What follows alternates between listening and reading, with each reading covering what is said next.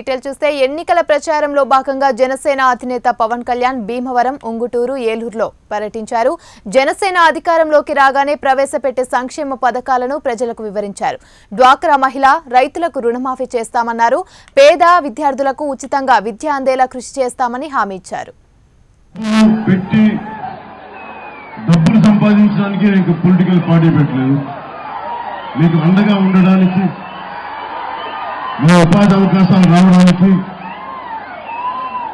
నేను మిమ్మల్ని ఎప్పుడు అట్టేసేపు విసిగించను. నేను కోరుకుంటుంది జనసేన పార్టీ ప్రభుత్వం ఏర్పాటు చేయగానే మొదటి సంతకం పెట్టేది ఏ రైతులైతే అన్నం పెడతారో, ఏదైతే మన అన్నపూర్ణం అన్నం పెట్టే గోదావరి ప్రతి రైతులకి మొదటి సంతకం పెడతాం.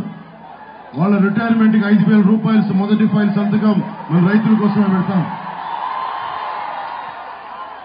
ఎందుకంటే రైతులు రక్షించుకోకపోతే మనం బతకడానికి కూడా కష్టం. అలాంటి రైతుకి మనం రుణపడి ఉంటాం. అలాగే సాగు సహాయాన్ని కూడా 8,000 రూపాయలని దాన్ని ముందుకు తీసుకెళ్తాను వచ్చిన రోజునే. అలాగే భీమవరం ఇదే సభలో మాట్లాడాం. ఇక్కడ నేను ఉన్నప్పుడు నీళ్లు విపరీత కలుషితం అయిపోయినాయి. తెలంగాణలో విపరీతమైన అసూయ. మన గోదావరి జిల్లాలు ఉన్నాయి, పచ్చటి గోదావరి జిల్లాలు. ఈ గోదావరి జిల్లాలు చూసి మొత్తం ఆంధ్రప్రదేశ్ అంతా పచ్చగా ఉందని చెప్పి మన గోదావరి జిల్లాల తాలూకు పచ్చదనమే మనకు అసూయగా ఏర్పడి హైదరాబాద్ లాంటి నగరాన్ని కోల్పోయాం. ఈ రోజున భీమవరం నుంచి మీకు మాటిస్తున్నాను, ఒక్క హైదరాబాద్ నగరం కోల్పోయాం, కానీ మన భీమవరంతో పాటు 32 అద్భుతమైన నగరాల్ని మన ఆంధ్రప్రదేశ్ లో సృష్టిస్తాం. డబ్బున్న వాళ్ళు, వేల కోట్లున్న వాళ్ళు, కిరాయిముఖలతో రౌడీజం చేయగలిగే వాళ్ళు, వీళ్ళతో నిండిపోతా ఉంది రాజకీయం. విద్యావేత్తలు, మేధావులు, సమాజం కోసం పరితపించే వాళ్ళు, అలాంటి వాళ్ళు రాసిన రాజ్యాంగాన్ని ఈ రోజున గూండాలు, కిరాయిముఖలు నడిపే కుటుంబాలు,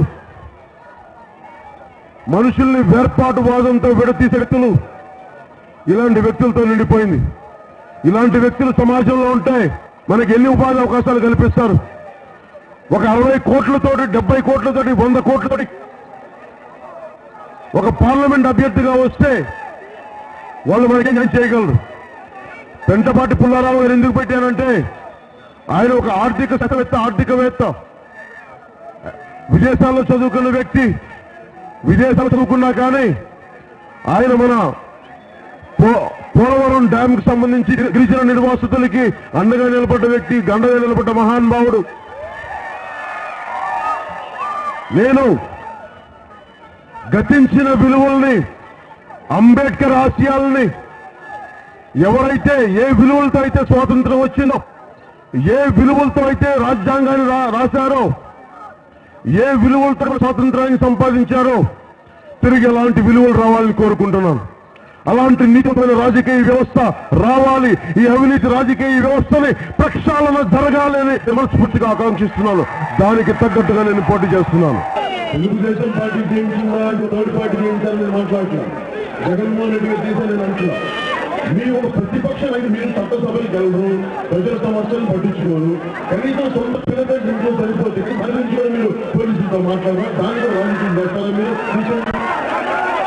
వ్యక్తులు నా ఉద్దేశం ఏంటంటే ఇలాంటి వ్యక్తులు కానీ ముఖ్యమంత్రులు అయితే, ఇలాంటి వ్యక్తులు చట్టసభల్లోకి వస్తే ఆయన ఒక్కరిని వచ్చి నాకు అభ్యంతరం లేదు. ఆయనకేదో సూర్యులలో బలం ఉందో గెలిచారు. ఆయన ఫ్యాన్ గుర్తుకి వచ్చి వైసీపీ నాయకులకు వచ్చి గెలిచి ఎమ్మెల్యేలు అయితే ఇలాంటి గొడవలు చేసి ఇలాంటి ఎట్లా రాజా కథా ప్రజ రాజు అంటే